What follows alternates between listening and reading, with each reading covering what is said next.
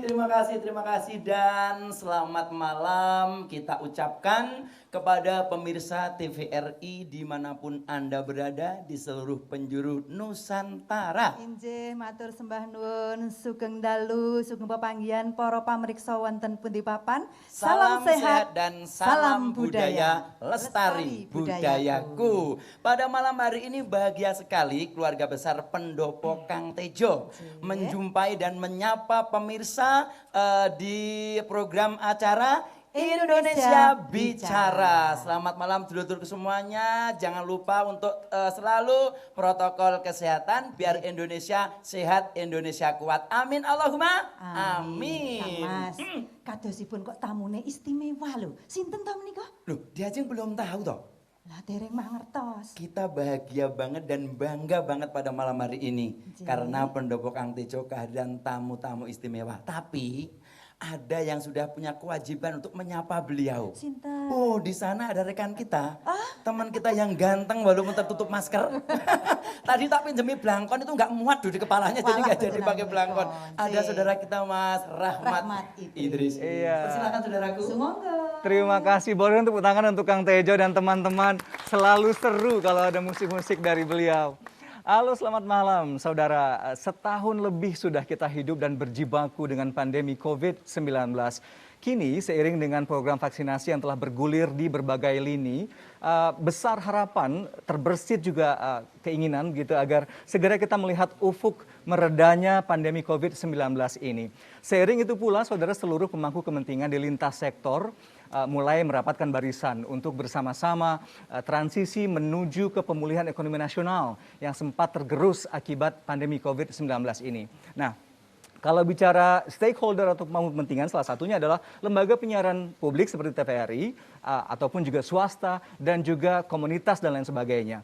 Bagaimana saat ini komitmen besar, saudara, jelang peringatan Hari Penyiaran Nasional pada 1 April mendatang untuk bersama-sama seluruh lembaga penyiaran di tanah air berkomitmen untuk memberikan tayangan-tayangan yang produktif, yang tentunya juga berbobot dan dapat menjadi katalis bagi pemulihan ekonomi di tanah air.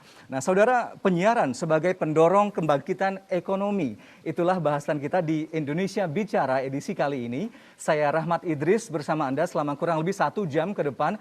Malam ini, saudara, kami hadir dari daerah istimewa Yogyakarta, spesial untuk Anda dengan 3 tamu istimewa pula. Segera saya perkenalkan. Telah hadir bersama kita Gubernur Daerah Istimewa Yogyakarta, Sri Sultan Hamengkubuwono ke-10. Kalau di Jogja kita akrab dengan sapa Ngerso Dalem. Sugeng dalu, sugeng dawuh, Ngerso Dalem. Sehat nggih? Sehat. Terima kasih matur nuwun sudah hadir. Dan juga bersama kita adalah ini my personal role model ini. Sejak dulu sepak terjang beliau jadi jurnalis, sekarang beliau adalah Ketua Komisi 1 DPR RI, Mbak Mutia Hafid. My immense pleasure. Terima kasih sudah hadir, Mbak. Di Yogyakarta. Ngomongnya bahasa Inggris aja dari bahasa Inggris. Terima kasih banyak. Terima kasih Pemat, terus Mbak Nun kalau di Jogja. Saya suka ke bawah kalau nonton dulu berita malam-malam bahasa Inggris, keren banget.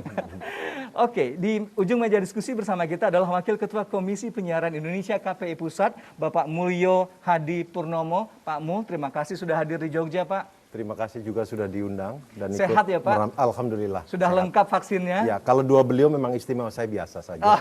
Semua istimewa malam ini di daerah istimewa pula. Baik, tak sabar kita segera mulai perbincangan ini. Saudara, seperti saya sebutkan tadi, penyiaran menjadi pendorong pemulihan ekonomi di tahun 2021 dan 2022 nanti. Saya langsung ke Kepala Daerah dulu, Pak Sultan. Di awal diskusi saya ingin konfirmasi Pak, sudahkah kita memulai fase pemulihan atau recovery ini? Karena ada yang bilang nggak akan bisa mulai pemulihan kalau pandemi belum rata kurvanya begitu. Bagaimana saat ini di Yogyakarta? Enggak, Pak. Bisa saja. Dalam arti kami di Jogja ini saya tidak pernah menutup hotel maupun destinasi wisata maupun mall dan sebagainya, enggak. Mereka tutup sendiri karena nggak ada yang datang. Ya mau tidak mau ya tutup sendiri. Mau buka ya silakan. Tapi yang penting adalah mereka sebagai subjek di dalam berproses untuk menyelesaikan pandemi. Ya, sehingga kami tidak banyak mengeluarkan keputusan. Ya, jangan nanti dia jadi korban keputusan kepala daerah. Tapi bagaimana dia bisa mengambil inisiatif kamu membuat aturan sendiri untuk hotel-hotel, untuk tempat wisata, untuk tempat mall. Ya kan? Mosok gubernur memutuskan nanti misalnya ada kolam renang 20 meter harus yang sama-sama untuk berenang harus 5 orang. Mosok itu keputusan gubernur, ya keputusan PHRI. Ya. Misalnya gitu ya. Ya. Asal jaga 5M. Begitu positif ya tak close. Udah gitu aja. Oke, oke. Jadi dengan begitu justru mereka mesti pakai masker, ya 5M dilakukan otomatis karena tahu kalau nanti ditutup dia akan mundur lagi dalam aspek ekonominya. Jadi dia memahami itu. Jadi dia sendiri malah ketat gitu. Kalau bicara pariwisata di Jogja ini garda utama kita, ya, Pak. jadi menjadi itu salah aja, satu prioritas juga sudah menerima vaksin Ya. di tahap ini begitu. Jadi dia ikut bertanggung jawab pada waktu menyelenggarakan membuka destinasi wisata, Baik. mal dan sebagainya. Gitu. Tapi seiring program vaksinasi berjalan, tapi PPKM masih diberlakukan begitu. Ya. Kita juga masih fluktuatif ini Pak Sultan. Kadang kita betul. gembira 2 digit, tapi balik lagi ke 3 digit Ya. per hari begitu. Ya memang karena penularan ya, tapi sudah tidak seperti dulu pergi kembali positif. Sekarang sudah larinya itu ke bapak, ibu, anak, cucu sama tetangga. Udah gitu aja. Baik. Yang di Jogja ini. Sehingga dengan demikian kami mencoba merekrut satu linmas ya, yaitu masyarakat jadi sukarelawan ya. Ya. Dia yang memperingatkan tetangganya sendiri untuk pakai masker, jaga jarak, nggak usah pergi kalau nggak penting. Gitu. Daripada nanti diperingatkan yang lain malah salah paham. Ya. Lebih baik temennya sendiri. Pengawasan dan pengendalian di skala terendah Ya, tanggung di tingkat jawab Pak Lurah, masyarakat. ya, Pak Baik, Lurah baik. sama Babinsa, Babinsa. Dan ini berkali-kali ditekankan oleh Pak Sultan Ya. juga. Saya ingin ke Mbak Mutia. Mbak Mutia mewakili rekan-rekan dari Komisi 1 di DPR RI. Begitu bagaimana sepanjang setahun lebih ini mengamati konten-konten penyiaran terkait pandemi. Baik di lembaga publik, TVRI misalnya, swasta dan berbagai lembaga penyiaran lainnya. Apa yang menjadi lesson learned, pelajaran yang kita bisa ambil menuju ke pemulihan ekonomi nantinya, fase selanjutnya ini? Iya, sama dengan kepala daerah ya. Akhirnya kita di bidang penyiaran harus memutuskan hal-hal yang tadi kata Pak Sultan, kita ya takut-takut karena takutnya kalau terlalu keras jadi membelenggu kreativitas. Apalagi kalau penyiaran kan kreativitas. Jadi mulai dari yang pertama tuh kami komunikasi dengan teman-teman di Komisi Penyiaran dan juga insan-insan televisi termasuk tentu TVRI dan juga lembaga siaran swasta. Boleh nggak pakai penonton gitu misalnya ya. Padahal kan acara yang pakai penonton itu Pak Sultan paling rame biasanya. Akhirnya dengan berat hati dibatasi, jadi penonton yang rame-rame sekali ditiadakan. Kemudian boleh nggak kalau misalnya artisnya harus pakai masker apa gimana, padahal artis itu kan orang suka pengen lihat orangnya langsung gitu. Akhirnya dikombinasikan seperti kita hari ini ya. Kita pakai masker, teman-teman ada yang pakai masker, ada yang memakai face shield dan lain-lain. Itu kita menemukannya dalam perjalanan 1 tahun. Awal-awalnya ada yang nggak pakai masker sedikit kemudian dibully, diprotes gitu ya. Modifikasi-modifikasi yang sifatnya dinamis. Betul, betul. Jadi selama tadi saya sepakat sekali bahwa selama kemudian teman-teman di industri penyiarannya juga menjaga diri sendiri, mengatur diri sendiri untuk memastikan industri penyiaran tetap bisa jalan. Karena misalnya kalau TV mungkin masih bisa kita lakukan modifikasi. Nah, sinetron produksinya yang harus ada interaksi. Yang harus ada interaksi. Terus kalau nonton sinetron pakai masker semua, padahal di rumah gitu misalnya settingannya kan seperti aneh dan lain-lain. Jadi matanya jadi berat nih kerjanya, harus keluar emosi. Akhirnya kita mengatur sendiri, teman-teman kita juga harapkan, selain tentu dari KPI ada aturan-aturan, tapi teman-teman kemudian menemukan caranya masing-masing yang membuat mereka juga bisa bertahan. Karena kita juga harus memahami untuk bertahan saja di kondisi seperti ini. Termasuk teman-teman di industri penyiaran. Sudah sangat menantang. Apalagi untuk berkembang begitu ataupun kerasa maju. nggak Mas Rahmat? Kerasa banget, Mbak.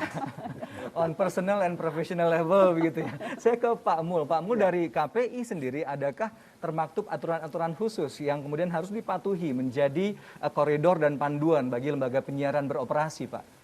Ini Mas Rahmat kayaknya nggak tahu aja. Kemarin kan diributin banget itu kan, bikin heboh begitu kan, banyak yang kemudian heboh atas surat keputusan KPI berkaitan dengan pengaturan dukungan lembaga penyiaran dalam memproduksi program siaran.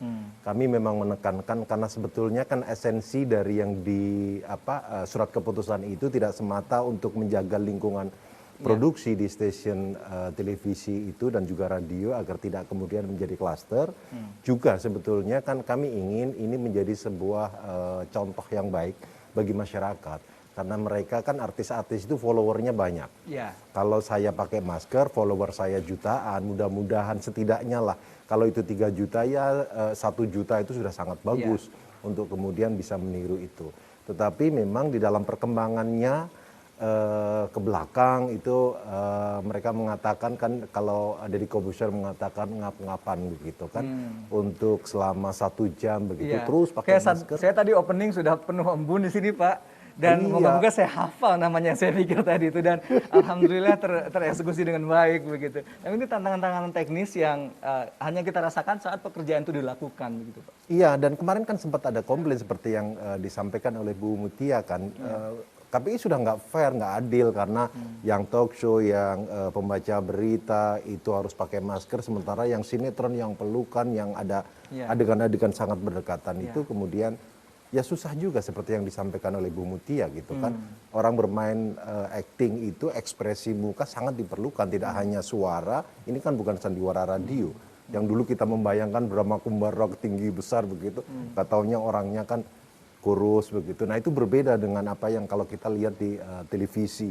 Televisi kan ekspresi, termasuk juga gesture. Teman-teman talk show juga mengatakan memang kami nggak butuh ekspresi, butuh juga. Nah akhirnya kemudian beberapa waktu yang lalu, beberapa hari yang lalu, kami kemudian mengadakan rapat dengan ATVSI, ATVNI untuk membuat sebuah surat keputusan atau panduan yang lebih adil lah. Iya, cari jalan tengahnya begitu ya Pak? Iya, termasuk bagaimana memperlakukan sinetron. Sinetron itu harus kalau memang ada jaminan mereka di swab atau barangkali di karantina, maka kemudian kita bisa tolerir atas adegan-adegan yang seperti itu. Itu sih Mas Rahmat.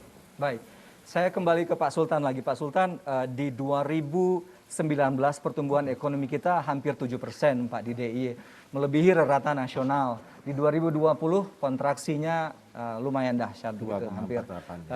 Apa yang kemudian menjadi fokus ke 2021 dan ke depannya? Karena kan kita baru imunitas kelompok nih, targetnya baru di 2022 Pak Sultan. Ya sebetulnya di dalam proses untuk recovery ya, itu peran seperti TV ya, lembaga pelayanan publik itu jadi penting sebetulnya. Ya, kalau saya kaitkan dengan dialog malam ini ya. Hanya harapan saya bisa enggak lembaga penyiar publik itu memulai dari promotor gitu loh. Menjadi pendorong. Ya, setelah itu dari promosi menjadi sales, itu aja kuncinya, gitu loh. Nah, kalau itu bisa, ya otomatis kita bisa membangun kebersamaan, gitu loh. Untuk bagaimana, karena dengan konsumsi masyarakat itu otomatis ekonomi akan berputar lagi, ya kan? Kecenderungan sekarang kan duitnya disimpan, bukan dibelanjakan. Bagi gitu yang punya, bagi yang kemudian kehilangan pekerjaan dan lain-lain, nah, jangan menyimpan. begitu. Kalau yang terbatas, ya tadi Mbak Mutia dan sebagainya mengatakan bagi artis problem, kami pun sama, ya kan? Tapi kami bisa memberi BLT, tapi nyatanya teman-teman budayawan seniman Jogja itu nggak mau. Terima BLT, maunya dia tetap berkreativitas, gitu. Nah di situ perkara dia mendapatkan bayar dan sebagainya, ya itu sudah sewajarnya. Saya juga ingin perdalam seberapa efektif dan efisienkah semua bantuan langsung tunai dan juga insentif yang diberikan kepada berbagai industri di Yogyakarta untuk membantu mereka ke depannya. Dengan begitu harapan saya ekonomi publik juga bisa tumbuh gitu loh. Kita akan perdalam di segmen berikutnya. Saudara tetap bersama kami di Indonesia Bicara. Kami segera kembali.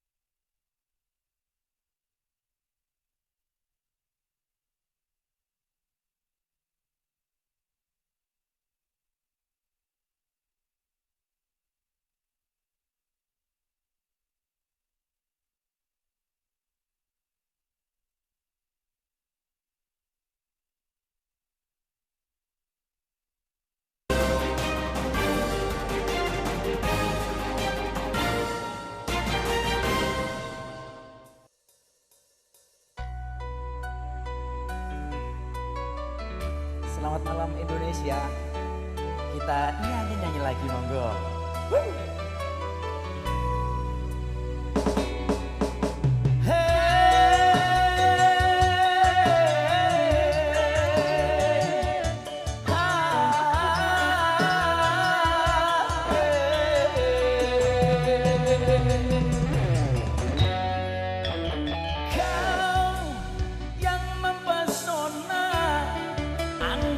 Senantiasa menawan istimewa, kau membuatku jatuh cinta, memukau tingkah lakumu, bikin aku tergila-gila. Khayalku selalu inginkan kehadiranmu, walau terhalang kan tetap mencintaimu. Hanya kasih sayang ku harap bisa kau beri padaku, karena memang Yogyakarta istimewa.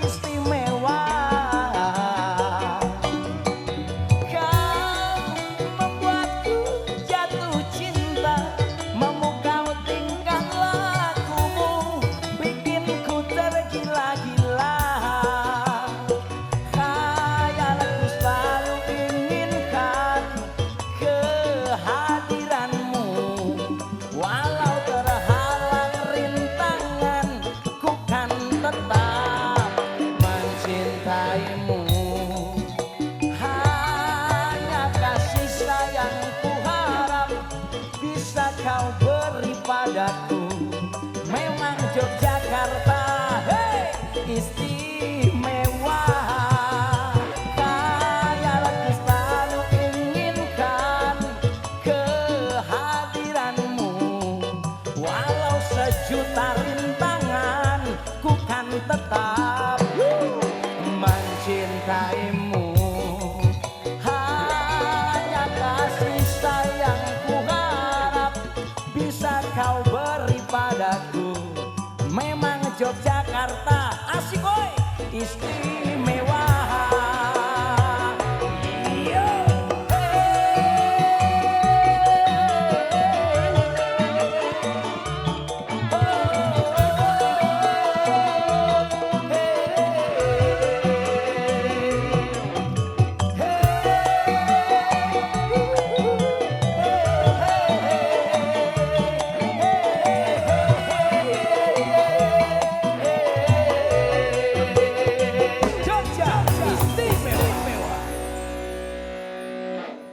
Anda masih menyaksikan Indonesia Bicara, penyiaran sebagai pendorong kebangkitan ekonomi, itulah bahasan kita pada edisi kali ini. Saya juga ingin ucapkan banyak terima kasih kepada 4 seniman lukis Yogyakarta yang telah hadir pada dialog kita kali ini. Ada Pak Ocong, Pak Totok Bukhori, dan Pak Tumaryanto, dan Pak Tarman yang melukis langsung face real time ini dari para narasumber dan juga Direktur Utama PT TVRI, sungguh luar biasa. Dan Pak Sultan, kalau bicara para seniman di Jogja, kemarin Pak Jokowi datang langsung nih untuk memandu vaksinasi para seniman sebagai kota budaya begitu. Tapi mereka juga salah satu sektor yang paling terdampak.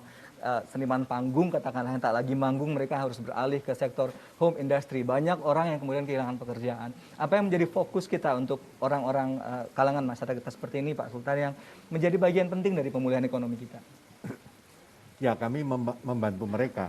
Kalau memang BLT itu bisa mereka terima, ya kita lakukan. Ya. Kalau yang enggak, ya dia harus pentas. Ya. Jadi untuk tahun ini kita menyiapkan ada 600 momen ya dari provinsi ya untuk seniman budayawan itu berkreasi. Belum yang kabupaten kota gitu. Kabupaten kota memang mereka saya minta desain sendiri. Baik. Mbak Mutia, pulih ekonomi kita ini kerja keras dan kerja panjang. Target herd immunity baru di 2022 begitu.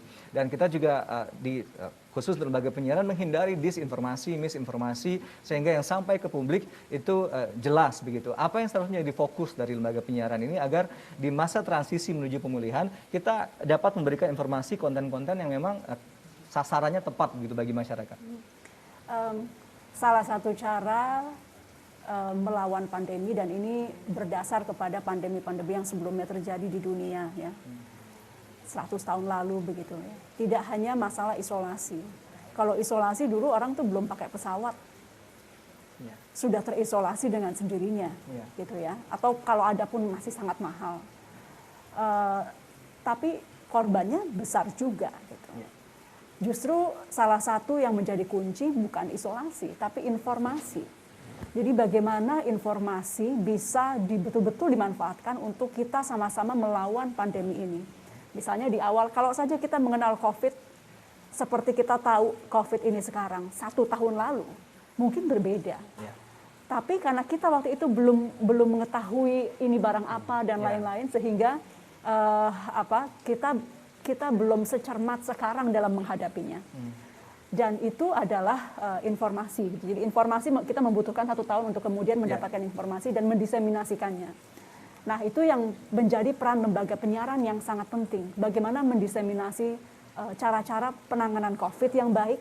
Kemudian kalau fokusnya tadi untuk membangkitkan ekonomi, tolong diseminasikan juga cara-cara membangkitkan ekonomi sesuai dengan koridor atau program yang sudah ada disiapkan oleh pemerintah, diantaranya kalau dari pusat, kalau di sini ada Pak Ngarso Dalem, kalau di pusat ada tentu Pak Presiden Jokowi, kemudian di bawah Ketua PCPN Bapak Erlangga Hartarto ada banyak sekali program-program ekonomi yang kalau masyarakat mungkin mengetahui dengan jelas, maka mereka bisa ikut berpartisipasi.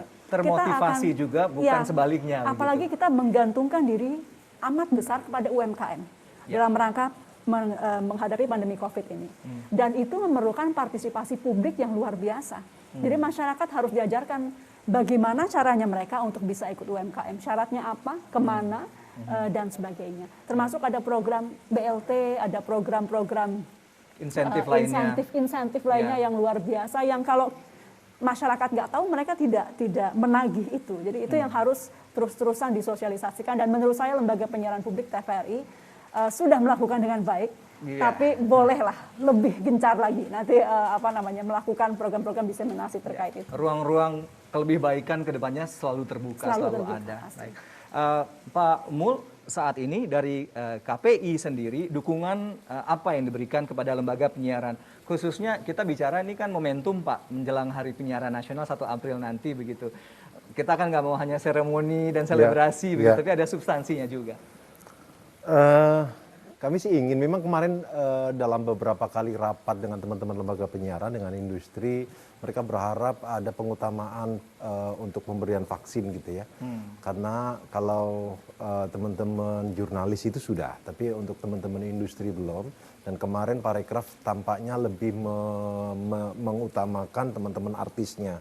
Nah, kru, teman-teman yang sebetulnya setiap hari harus berada di studio, harus berada di ruangan yang relatif tertutup begitu. Ini yang belum.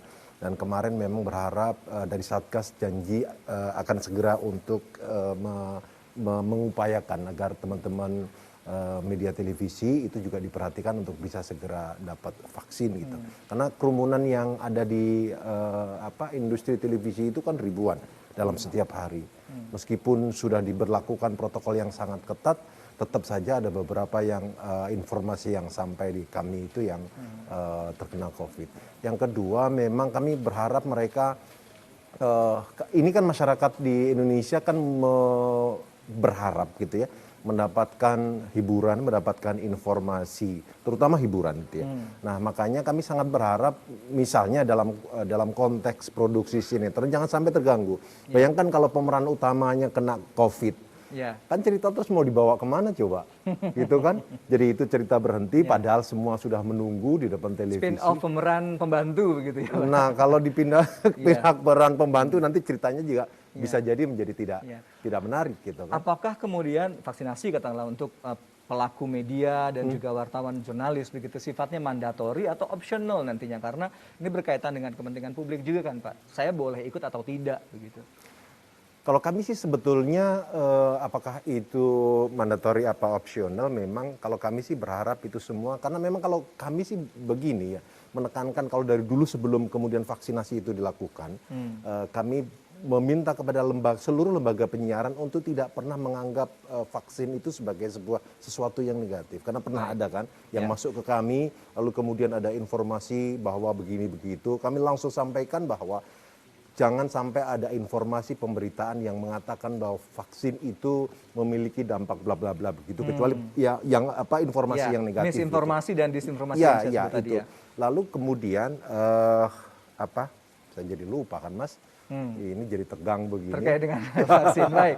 Katanya tadi suruh rileks aja gitu. Baik, loh. menyambung topik vaksin ini, saya ingin Pak Sultan. Kemarin sudah menerima injeksi pertama ya Pak Sultan. Yang dirasakan apa kalau publik ingin tahu begitu? Tidak merasakan apa-apa. Tidak merasakan. Tidak merasakan, disuntik aja. Oh, okay. Ngantuk, lapar dan lain-lain? Enggak ada. Semua baik-baik saja. Baik.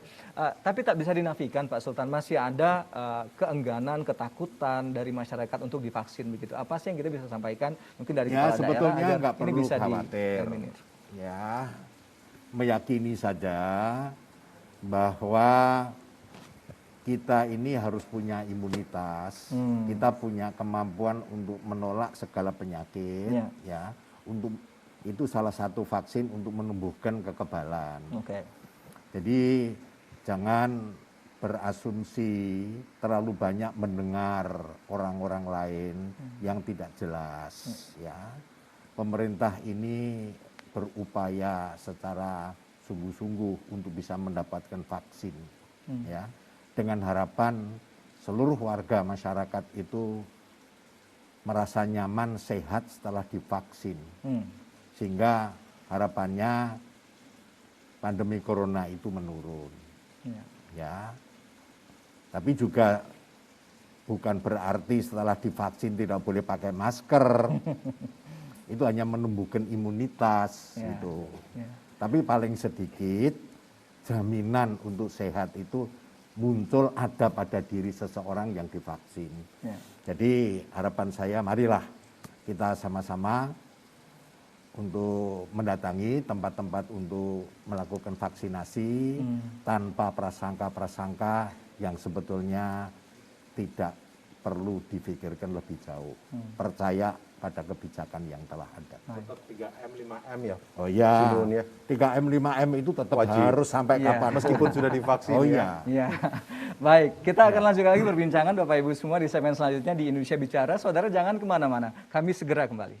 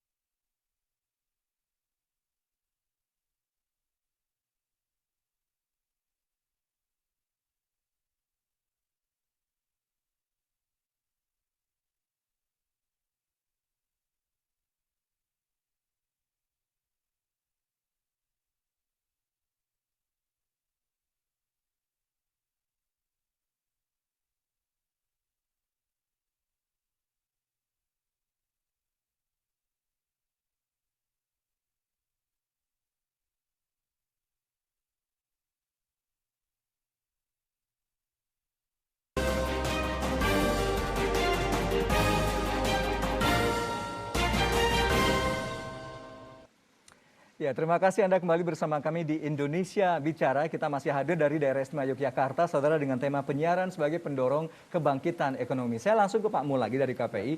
Pak, kalau kita lihat tak bisa dinafikan bahwa penyiaran adalah sebuah industri besar juga. Mereka butuh rating. Sementara yang mendrive rating kadang-kala adalah kontroversi, begitu, sehingga memicu disinformasi dan misinformasi. Bagaimana ini diatur oleh KPI sehingga kita punya proporsi yang tepat dalam penyiaran. Kita ingin bicara informasi yang komprehensif, faktual, tapi tidak menimbulkan kepanikan, begitu Pak? Iya, memang tidak bisa dipungkiri bahwa terutama lembaga penyiaran televisi dan radio swasta ya, orientasi untuk mengemas program sebagian besar itu lebih pada hiburan, itu jauh lebih tinggi daripada memberikan. Bahkan ada kemarin juga kami temukan ada beberapa televisi yang sama sekali tidak ada misalnya news, gitu ya. Tidak ada news, dan kami sampaikan bahwa di dalam undang-undang kan fungsi penyiaran itu jelas, informasi, pendidikan, hiburan, lalu kemudian kontrol dan porsinya. Itu mestinya seberapapun memang di dalam undang-undang tidak ditentukan berapa persentase gitu. Artinya bahwa 4 hal itu harus bisa ada gitu ya. Memang kalau kita bicara kemasan informasi tidak sepenuhnya harus talk show, tidak sepenuhnya harus news, tetapi juga harus diperhatikan jangan kemudian durasi sinetronnya itu jauh lebih besar, bahkan bisa jadi juga mereka justru lebih banyak menghadirkan konten-konten asing. Padahal sekarang ini kan teman-teman kita para seniman, konten kreator itu kan sebetulnya harus diperhatikan seperti yang tadi Pak Duka sampaikan, itu kan harus dihidupi. Nah, kalau kemudian lebih banyak mendatangkan dari luar kan kasihan juga, gitu kan. Kalaupun misalnya tidak bisa memproduksi, ya rerun lah. Jadi mereka tetap bisa mendapatkan penghasilan dari apa yang kalau kemudian semuanya diimpor, kemarin banyak kami susah Pak produksi, tapi kan itu bukan jalan kemudian yang menjadi alasan untuk kemudian bisa menghadirkan. Jadi menghadirkan dari luar. Jadi tetap harus diperhatikan, kalau undang-undang perintahnya kan memang jelas, nggak boleh lebih dari 40% gitu.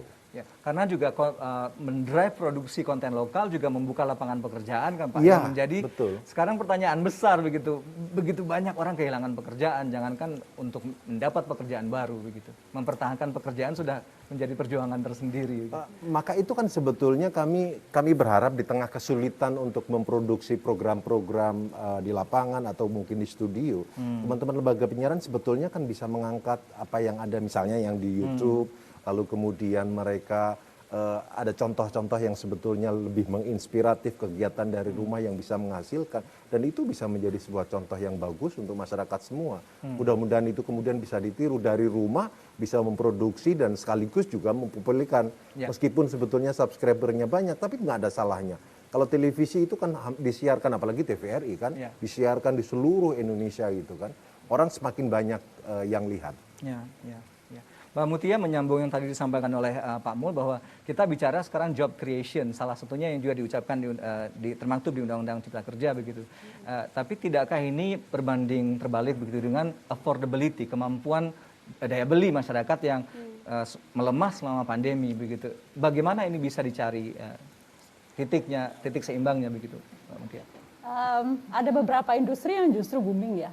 Oke, digital katakanlah. Digital, exactly. Jadi saya mau bilang bahwa justru kata kunci yang ada di Cipta Kerja terkait digitalisasi, itulah yang harus dikejar oleh teman-teman, terutama di industri penyiaran. Transformasi kita dikasih digital. waktu berapa, 2 tahun atau 3 tahun? 2 tahun kalau tidak salah. 2022 November. Untuk dari waktu diundangkan. Jadi memang cara-cara baru harus ditemukan untuk kemudian kita mengantisipasi kreativitas di bidang industri penyiaran, termasuk dengan digitalisasi. Tadi sambil break, Pak Sultan mengatakan nanti artis-artis seniman ini direkam, ditayangkan mungkin ke mancanegara begitu, dan itu kan malah justru membuka peluang penonton market yang jauh lebih besar daripada misalnya siaran-siaran. Mengundang mereka datang. Betul, dan tidak hanya jangkauannya tidak hanya lagi nasional. Karena itu kita harus menyiapkan diri, termasuk lembaga penyiaran publik, bagaimana kita go digital. Karena digitalisasi tidak hanya switch teknologi, tapi switch kepada mentalitas, kepada SDM yang harus jauh lebih banyak. Kita bicara TV yang tadinya nasional cuma 10 bisa berkali-kali lipat. Ya. Channel yang tadinya 10 secara nasional bisa berkali-kali Ya. lipat gitu. Jadi Ini mulai ke analog switch off ya, yang jadi job kita akan segera creation jelang. yang ditakutkan kalau ini bisa berjalan dengan baik, justru tidak perlu lagi ada ketakutan itu. Pandemi dari sebelumnya mungkin 100 tahun lalu, dia memang membunuh beberapa profesi, tapi dia melahirkan profesi-profesi baru. Nah, Ya. kita harus kemudian cermat untuk menilai profesi apa. Dan menurut saya justru industri penyiaran ada pada potensi yang sedang tinggi-tingginya. Memang kita nggak bicara siaran seperti saat ini mungkin ya. Memang kalau kita bicara analog ini sunset. Sebentar lagi beratlah industri ini Ya. untuk bertahan. Tapi kita bisa menemukan cara-cara lain untuk industri penyiaran bertahan. Ya, kalau bicara transformasi digital, Pak Sultan, banyak yang bilang justru pandemi menjadi berkah tersendiri bagi bertambahnya kapabilitas dan kapasitas banyak sektor masyarakat. Guru-guru katakanlah mereka harus belajar perangkat lunak, Google Meetings dan lain sebagainya, menambah skill begitu. Bagaimana Pak Sultan menanggapi ini? Karena kita transformasi juga tidak gampang, Pak. Itu tidak ada pilihan, harus. Ya, kita jangan menutup diri tapi membuka diri. Sekarang bagaimana kebijakan itu yang benar gitu ya. Kita bisa mengendalikan gitu. Ya. Jadi proses seperti itu pun kita jalani gitu loh. Jadi bagi kami ya pendidikan lewat IT sudah 2010 sudah kita terapkan di SD, SMP, SMA. Sudah familiar istilahnya. Ya kan, yang tempat-tempat black spot dan sebagainya sudah kabel kami pasang semua, sudah nggak ada gitu. Mulai tahun dengan pandemi itu kita percepat, jadi 2021 ini sudah selesai. Jadi memang di sini anak-anak sudah mengenal ya, sudah mengenal teknologi gitu. Tapi bagi saya untuk pendidikan gitu, jangan disalahgunakan ya. Ya kontrol itu harus Ya. terjadi. Literasi media, Ya. literasi digital menjadi penting di sini, Ya. Pak Sultan. Literasi kita ini kan lemah dalam literasi. Ya. Jadi bagaimana literasi itu suatu persyaratan di dalam kita untuk mengejar sesuatu yang dianggap itu baru gitu. Ya, tapi sering itu dilupakan. Nanti kan tahu sendiri. Ya memang tahu sendiri, tapi kan kualitas SDM-nya kan ya semaunya sendiri juga gitu. Iya. Di satu sisi kita berbangga hati dengan ilmu Ya. baru yang kita dapatkan, tapi Ya. di sisi lain jangan sampai gagap digital Ya. juga kan Pak, sehingga Tapi tidak optimal mendesain. dan disalahgunakan tadi. Ya. Nah misalnya contoh ya, kami memang banyak komunikasi sama mereka. Ya untuk memulai, kamu bisa nggak bergabung? Ya kan, bergabung untuk pemerintah daerah, ya kan, membentuk koperasi. Kalau koperasi boleh, kalau PT kan nggak boleh. Ya udah, yang penting kita bisa bantu dia Ya. untuk bergerak, Ya. kan gitu. Ya. Wah kami bergerak di animasi, Ya. ya kan, kami nggak punya studio, tak gawe ke, tapi kamu harus digunakan untuk semua, misalnya gitu loh. Jadi yang penting kamu bisa berkarya. Ya. Wadahnya bisa lewat iya, digital. Wadahnya kita kerjasamakan dan sebagainya. Pemerintah yang memfasilitasi ya. Ya, kami yang memfasilitasi. Ya. Mereka kan nggak mungkin beli teknologi, Ya. nggak mungkin. Ya. Ya kan, UMKM pun suruh beli teknologi, Ya. ya nggak bisa. Gimana kan standarisasi gitu. Masih ada loh siswa kita Ya, yang harus jalan pemerintah 10 daerah km yang- per hari untuk yang dapat sinyal wifi memfasilitasi dan gitu. belajar online Pak Sultan. Iya. Setiap harinya begitu. Ya nggak apa-apa, biarpun sekedar pengganti tik, nggak apa-apa. Proses itu harus dilalui. Ya, Tapi ya. mau melalui itu, Ya, gitu ya. aja. Ini menarik Pak Mul karena kita harus lihat juga bahwa saat ini cara orang mengkonsumsi media mulai bergeser pelan-pelan. Ya, Viewership TV konvensional perlahan-lahan juga mulai menurun. Orang sekarang bisa memilih apa yang mereka ingin tonton dan di mana dan kapan mereka ingin menontonnya begitu. Bagaimana kemudian konvergensi media ini juga bisa kita manfaatkan untuk satu hal pemulihan ekonomi begitu. Kami sih memang KPI sangat berharap ya dengan analog switch off gitu. Karena kalau data yang disampaikan oleh pemerintah melalui Kominfo itu kan kisarannya hanya sekitar kurang dari 60% lah seluruh wilayah Indonesia yang bisa menangkap siaran televisi free to air. Nah, yang 40% kan harus diperhatikan, mereka juga rakyat Indonesia yang juga hak informasinya harus juga diperhatikan ya. gitu kan. Nah, yang kedua, dengan analog switch off itu kan kami berharap sebetulnya nanti pemerintah kemudian bisa membantu wilayah-wilayah yang blank spot itu untuk kemudian bisa menangkap siaran. Dengan sekarang kondisi yang semakin tersisih dengan media baru, televisi konvensional dengan pengembangan dan cakupan wilayah yang semakin luas, kami berharap kemudian akan menambah wilayah yang bisa terlayani oleh stasiun televisi. Apakah itu TVRI atau televisi swasta. Dan satu janji pemerintah, mudah-mudahan nanti Bu Mutia bisa mengingatkan kepada Kominfo, katanya Kominfo akan membantu repeater-repeater di BTS-BTS yang dibangun oleh Bakti itu. Sehingga masyarakat yang tidak kalau jumlah BTS gitu ya, tangkapan sinyal handphone itu jauh lebih luas daripada televisi. Cuman kan kita persoalannya ini kan informasi yang disampaikan melalui internet itu kan banyak juga yang hoax. Kalau lembaga penyiaran, kami boleh katakan mereka tidak akan beranilah menginformasikan sesuatu. Tidak bisakah menunggangi infrastruktur yang sudah ada, Pak, utamanya di bagian-bagian luar Indonesia, begitu sudah terjangkau, sehingga mempercepat perluasan ini. Silahkan, Mbak Mutia. Itu ada di Undang-Undang Cipta Kerja. Jadi infrastruktur yang ada dan kemudian frekuensinya tidak termanfaatkan secara maksimal, itu wajib untuk dikelola pemerintah, digunakan untuk yang lain. Gitu. Jadi kalau dulu nih kepala daerah ya, Pak Sultan harus misalnya TV ini mau bangun ini, bikin satu, nanti TV yang satu, bikin satu, ke depan itu tidak demikian kulturnya. Jadi kalau dulu competition base, ke depan itu kulturnya kerjasama. Jadi infrastructure sharing gitu. Kalau bisa satu, ya nanti model bisnisnya silakan yang ahli hitung-hitungannya. Gimana antara TV A, TV B, atau operator telepon seluler A dengan B dan C. Tapi sudah tidak masuk akal lagi dengan keterbatasan lahan dan lain-lain, masing-masing bangun sendiri-sendiri. Yang kedua, selain masalah lahan, terlalu mahal. Kan kita tadi mau bangun semuanya. Kalau misalnya di Jogja, di Jawa, mungkin semua berlomba-lomba. Tapi ketika kita masuk daerah 3T, satu-satu disuruh bikin pasti nggak mau.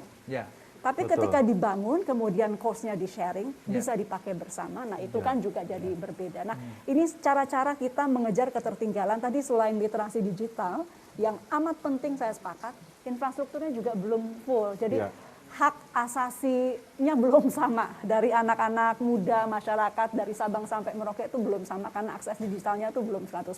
Jadi itu juga sedang kita kejar. Dan itu kan yang penting untuk menambah jumlah viewer, penonton televisi yang sekarang tersisih. Karena kita televisi misalnya TVRI atau televisi swasta sangat bergantung pada masyarakat di perkotaan, nanti lama-lama ditinggalkan karena mereka lebih banyak pegang gadget kan. Maka jangkauan itu yang harus kemudian menyebar di wilayah-wilayah yang tidak pusat kota lah. Gitu. Cara menyentuh audiens juga berbeda ya Pak. Baik, kita akan lanjutkan sesaat lagi usai jeda berikut. Saudara jangan kemana-mana, Indonesia Bicara segera berlanjut sesaat lagi.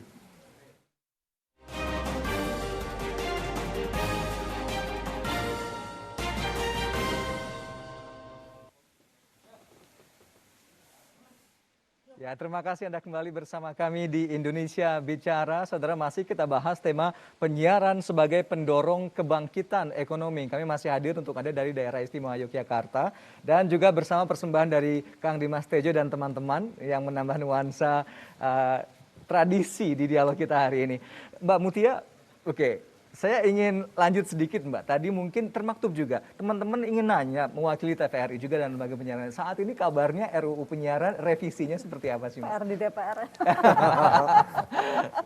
Udah prioritas. Sudah langsung ditagih nih. Jadi kemarin itu periode lalu yang paling alot dari RUU penyiaran adalah digital ini. Yang sudah kemudian diselesaikan di RUU Cipta Kerja.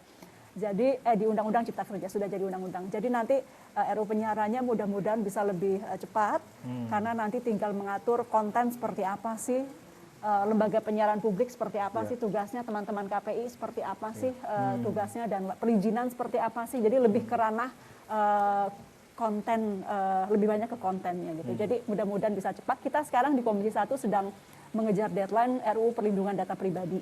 Karena dengan digitalisasi juga itu penting. Setelah tahun itu, ini selesai ya? setengah Iya. tahun ini insya Allah Sekarang big data selesai. katanya lebih mahal dari minyak.